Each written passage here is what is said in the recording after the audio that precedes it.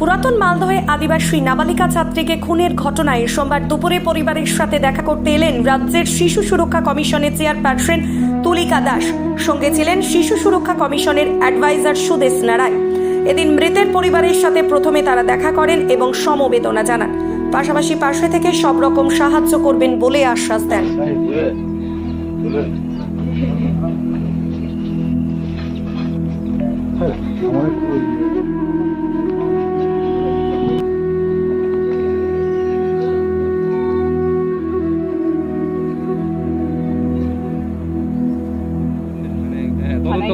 Investigation চলছে, ফলে সেটাই শুনলাম যে ইনভেস্টিগেশন চলছে এবং পোস্টমর্টম রিপোর্টটা এখনো পাওয়া যায়নি। রিপোর্টটা পেলে তাছাড়াও পুলিশ খোঁজার চেষ্টা করছেন খুবই এবং ওনাদের কথা অনুযায়ী যে ইনভেস্টিগেশন যেদিকে যাচ্ছে ঠিক পথেই যাচ্ছে।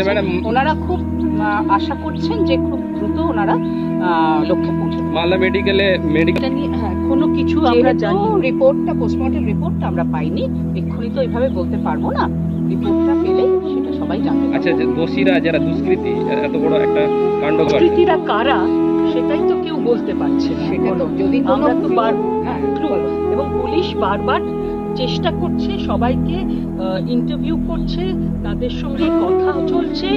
ওরা কেউই, আজকে আমরাও যে এখানে এলাম, এখানে পরিবারের কেউ বলছে না, সবাই আত্মীয় বলছে যে আমরা বন্ধু আত্মীয় সব একসঙ্গে নাচ গান করছিল। কখন চলে গেছে কেউই সেটা বলে উঠতে পারছে। পরিবারকে কি আশ্বস্ত করবেন?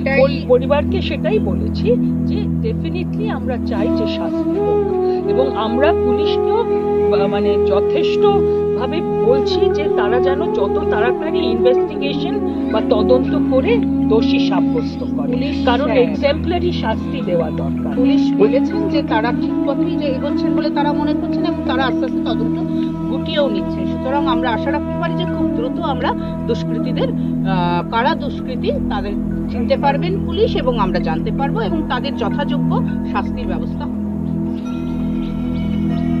সংকল্পদের রিপোর্ট, নিউজ টুডে লাইভ।